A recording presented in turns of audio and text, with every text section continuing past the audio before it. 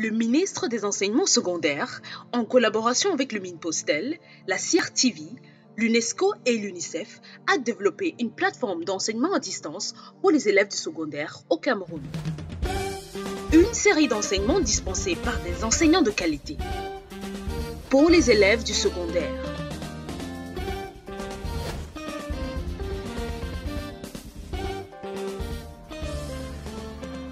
Apprendre n'a jamais été aussi simple avec l'enseignement à distance. Une initiative du ministère des Enseignements secondaires sous la supervision du professeur Pauline Nalova-Lyonga en collaboration avec le ministre des Postes et Télécommunications, la CRTV, l'UNESCO et l'UNICEF.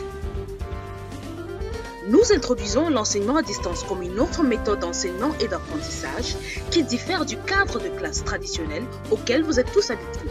Dans le mode d'enseignement à distance, vous n'êtes pas avec l'enseignant en personne, alors prenez votre temps, détendez-vous, écoutez l'enseignant, prenez des notes et visitez les liens suivants pour toute question ou réponse à vos préoccupations. Allez-y à votre rythme. Nalova-Lyonga, ministre des Enseignements secondaires. Bienvenue les amis, je suis Madame Bangbelinga Régine Marquise, votre professeure de français. Nous sommes toujours en classe de première. La leçon du jour portera sur la langue française, précisément sur le texte argumentatif, les amis. Mais avant de commencer cette leçon, nous allons d'abord traiter l'exercice 2 qui a été donné la dernière fois. Lisons ensemble les consignes. Prenez vos cahiers et présentez-nous vos réponses. Allons-y. On lit le corpus. Curieusement, la vie changeait de quartier général. Le Tanga du versant nord récupérait les siens et s'animait alors d'une effervescence incroyable.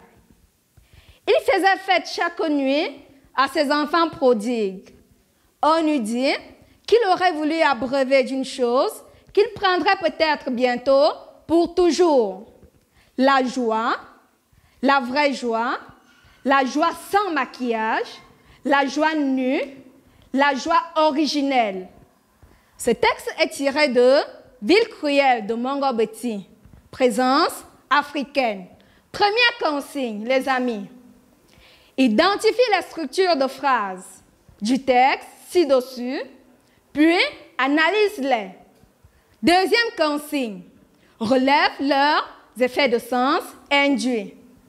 Très bien. Comme élément de réponse recueilli donc au niveau de la première question, nous avons curieusement, il est constitué d'un adverbe. Par conséquent, c'est une phrase nominale. Très bien. La vie changeait de quartier général. Il faisait fête chaque nuit à ses enfants prodigues. Ces énoncés sont constitués d'un sujet, plus un verbe, plus un complément. Par conséquent, ce sont des phrases simples. Le Tanga du versant nord récupérait les siens et s'animait alors d'une effervescence incroyable. Mes amis, comment est constitué cet énoncé? Cet énoncé est constitué de deux propositions indépendantes, coordonnées. Et on l'a dit coordonnées, pourquoi? Parce que ces énoncés sont reliés par une conjonction de coordination. Par conséquent, c'est une phrase simple, une phrase composée, je voudrais dire. Bien.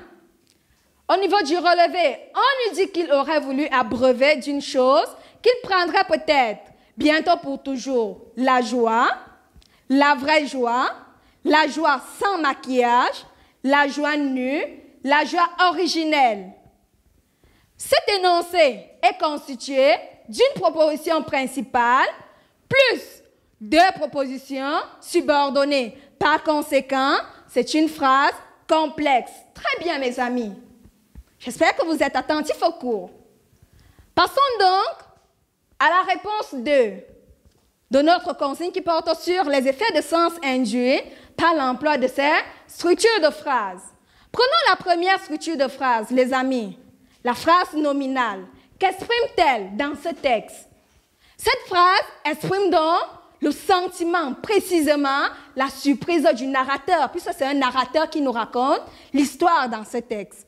La deuxième structure de phrase, la phrase simple, donne des informations sur la vie nocturne dans Tanganor.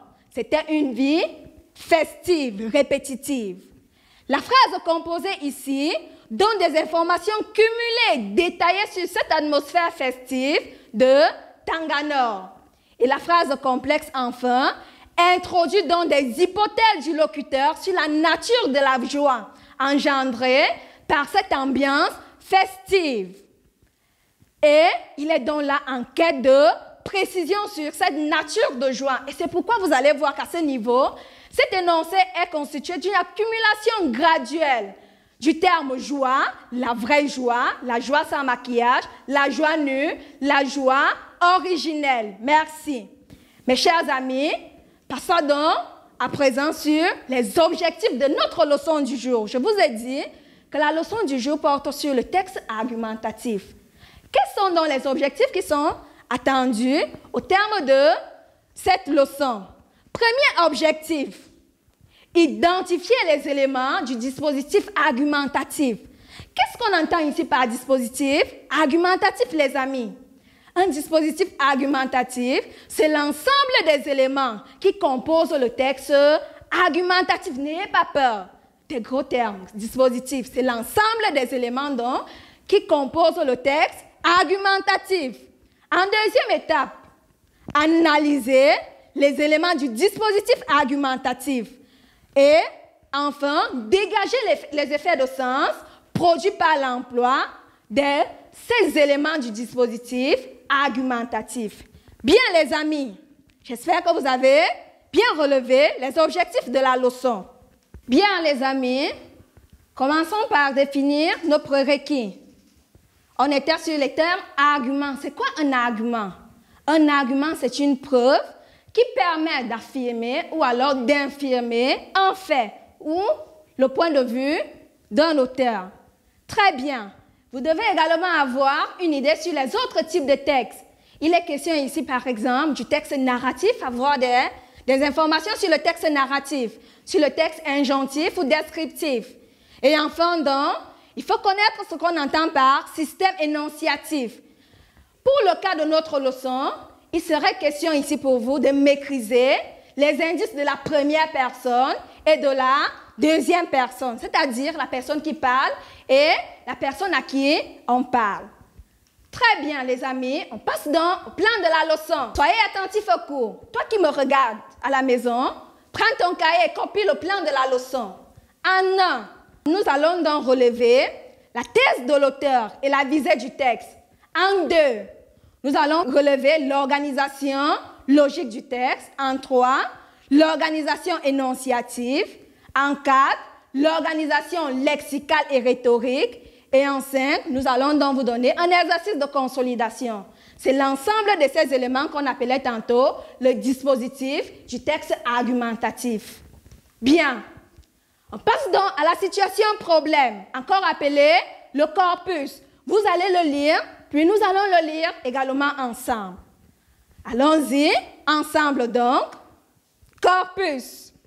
Arrêtez qu'un homme doit être frappé du châtiment définitif, revient à décider que cet homme n'a plus aucune chance de réparer.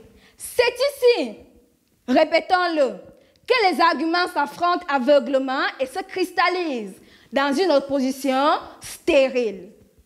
Mais justement, nul parmi nous ne peut trancher sur ce point, car nous sommes tous juges et parties.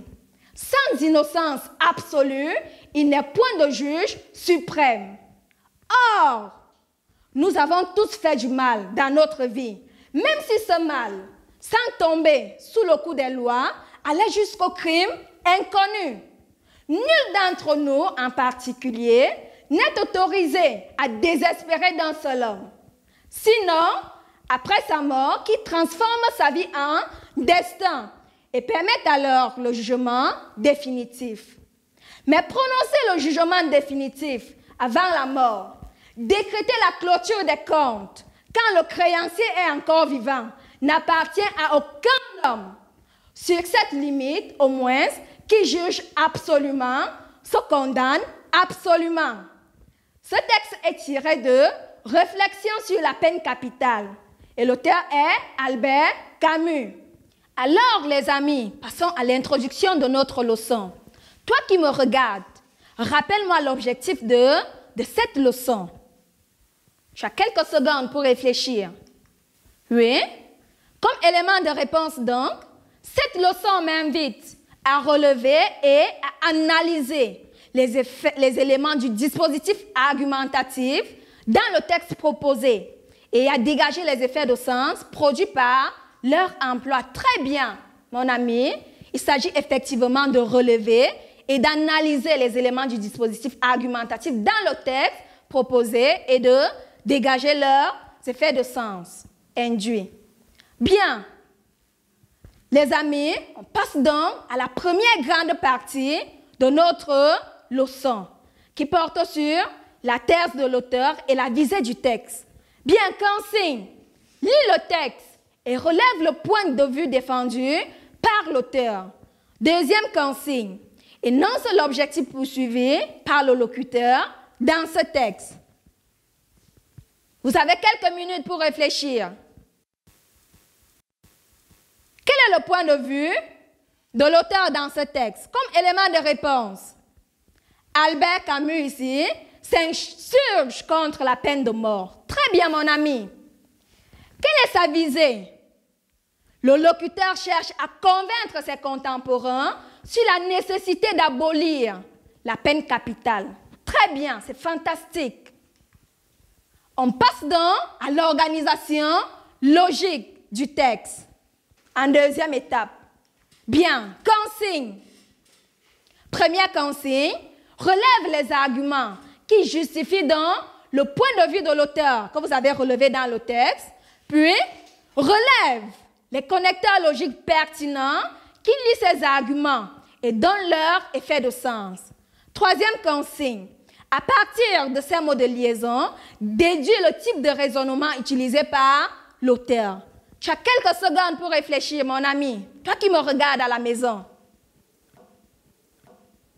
Bien, comme élément de réponse, les arguments relevés dans le texte sont une faute peut-être réparée ou amendée. Et l'extrait qui le justifie, arrêter qu'un homme doit être frappé du châtiment définitif, revient à décider que cet homme n'a plus aucune chance de réparer. Deuxième argument, tous les hommes ont commis des fautes. Et l'extrait qui le justifie donc, nous avons tous fait du mal dans notre vie. Très bien. Comme troisième argument, aucun être humain n'a le droit de décider du sort fatal de son prochain. Comme élément qui le justifie, décréter la clôture des comptes quand le créancier est encore vivant n'appartient à aucun homme. Très bien, mes amis. Passons donc au repérage des connecteurs logiques et aux effets de sens induits par leur emploi. Avant de commencer, les amis, qu'attendez-vous par connecteurs logiques? Les connecteurs logiques sont donc des mots qui induisent des relations logiques dans un énoncé, entre les idées, les arguments ou des exemples. Et parmi ces relations logiques, on peut avoir la cause, la conséquence, l'opposition, etc. Bien, rentrons dans notre texte. Quels sont les connecteurs logiques pertinents, j'insiste pertinents, que vous avez relevés dans le texte? Parmi ces connecteurs logiques, nous avons or, mais, justement, même si. Ces connecteurs logiques donc introduisent des relations logiques de concession. Très bien, mon ami. Autre connecteur logique relevé, nous avons mais, qui introduit donc la relation logique de position dans ce texte. Quels sont donc les effets de sens induits par ces connecteurs logiques de concession? À travers ces connecteurs logiques qui introduisent dans la concession, le locuteur accorde d'abord une certaine valeur à la thèse émise par les partisans de la peine de mort, pour mieux apporter donc des limites à ce point de vue. Car il s'insurge ici, il trouve absurde qu'un homme puisse mettre fin au jour de son prochain. Très bien, mon ami.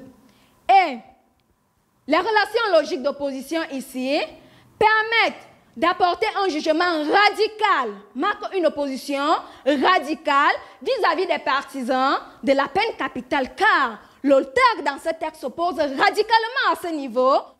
Très bien. On passe maintenant aux différents modes de raisonnement induits par l'emploi de ces connecteurs logiques. Très bien.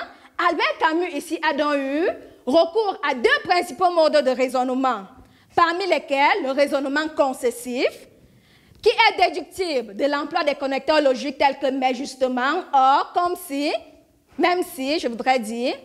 Et ce raisonnement ici permet de relativiser les sanctions applicables aux fautes commises. Très bien, par conséquent, donc, le fautif doit être appelé à s'amender. Bien.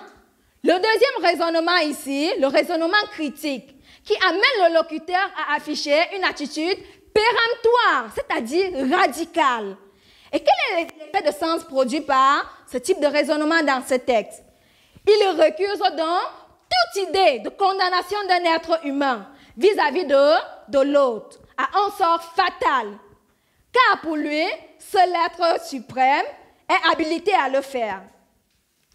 Bien, mes chers amis, concernant donc l'organisation logique de notre texte, vous devez retenir qu'à ce niveau, il est question pour vous de relever les arguments du texte, les connecteurs logiques utilisés par le locuteur et leur effet de sens, et enfin, vous déduisez donc le type de raisonnement utilisé par l'auteur. Alors, les amis, passons à l'organisation énonciative du texte. Consignes, relevez ces consignes. Qui parle dans le texte? Qui parle dans le texte? À qui s'agresse-t-il? À qui s'agresse-t-il? Bien, comme élément de réponse, le locuteur dans ce texte est Albert Camus. Très bien. Sa présence se justifie dans le texte à travers des indices tels que nous, notre, et des modalisateurs de jugement et de conviction tels que châtiment définitif, opposition stérile, aucune chance. Et l'impératif présent, répétons-le. Très bien, les amis. La présence de l'émetteur dans ce texte est donc à la fois explicite et implicite. Et à travers ces marques, donc, l'auteur cherche à convaincre son auditoire sur la nécessité d'abolir la peine de mort. Très bien. Deuxième consigne. À qui s'agresse-t-il? À qui s'agresse Camus dans ce texte? Albert Camus s'agresse donc à ses contemporains à travers des indices tels que nous, notre, répétons-le. Et ces indices permettent donc au public de prendre conscience de cette odieuse pratique. Très bien, les amis. On a fini avec l'organisation énonciative. Passons à présent sur l'organisation lexicale et rhétorique du texte. Bien, consigne. Première consigne. Relève le vocabulaire du texte et caractérise-le. Deuxième consigne. Identifie deux figures de style pertinentes et donne leur effet de sens. Tu relèves le vocabulaire du texte et tu le caractérises. Bien. Voici donc le tableau qui nous présente ici le vocabulaire relevé. Et parmi les termes relevés, vous avez là châtiment définitif, frapper, aucune chance, s'affronte, aveuglement, nul, tranché, etc.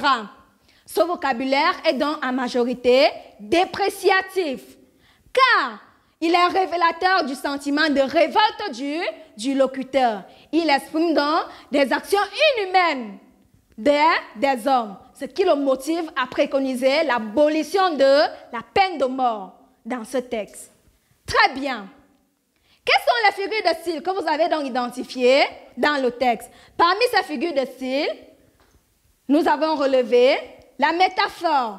Décréter la clôture des comptes quand le créancier est encore vivant n'appartient à aucun homme. Très bien. Et l'antithèse, nous tous sommes juges et parties. Très bien. À quoi servent donc ces figures de style dans ce texte? Ces figures d'analogie et d'opposition rendent compte de l'insensibilité, de la cruauté de l'être humain vis-à-vis de ses semblables. Merci. Très bien, les amis. Que pouvons-nous retenir donc de cette leçon? Qu'est-ce que vous avez retenu sur le texte argumentatif ce matin? Nous pouvons donc retenir que pour étudier un texte argumentatif, il faut passer par le repérage des éléments du dispositif argumentatif du texte. Et parmi ces éléments du dispositif argumentatif, nous avons en un la thèse de l'auteur et la visée du texte. Et dans ce texte, Albert Camus pense qu'il est nécessaire d'abolir la peine capitale.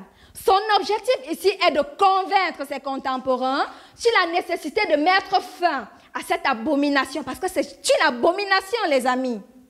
Très bien. En deuxième lieu, vous relevez donc l'organisation logique. Il est question ici de relever les arguments du texte. Et quels sont les arguments que nous avons donc relevés?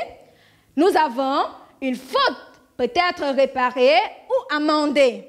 Comme deuxième argument, tous les hommes ont commis des fautes. Troisième argument, aucun être humain n'a le droit de décider du sort fatal de son prochain.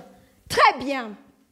Et à la fin, donc, vous déduisez les modes de raisonnement utilisés par l'auteur. Et quels sont ces modes de raisonnement que nous avons identifiés dans notre texte? Nous avons relevé le raisonnement concessif et le raisonnement critique. Le raisonnement concessif ici, à travers ce raisonnement, Albert Camus, tout en reconnaissant qu'un être humain peut commettre des fautes, recommande cependant que ce dernier puisse avoir une chance de s'amender. Bien. Et le raisonnement critique ici. À travers ce raisonnement, l'auteur rejette radicalement, d'une façon péremptoire, l'idée de condamnation à mort d'un être humain. Bien, les amis, vous avez vraiment retenu. Et sur l'organisation énonciative, il est question ici pour vous de relever les indices de personnes. Nous avons donc relevé les marques explicites et ou implicites de la présence du locuteur dans ce texte. Puis les marques explicites et implicites du récepteur dans le texte. L'auteur fait donc appel ici à une prise de conscience collective sur la nécessité d'abolir la peine capitale, d'où son implication dans le combat. Bien. Et sur l'organisation lexicale et rhétorique, il est question de caractériser le vocabulaire ou encore le lexique du texte.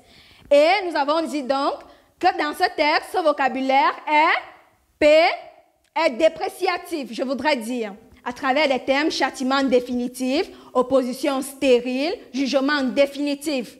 Ce vocabulaire met donc en relief l'horrible pratique de la peine de mort sur des individus. Merci.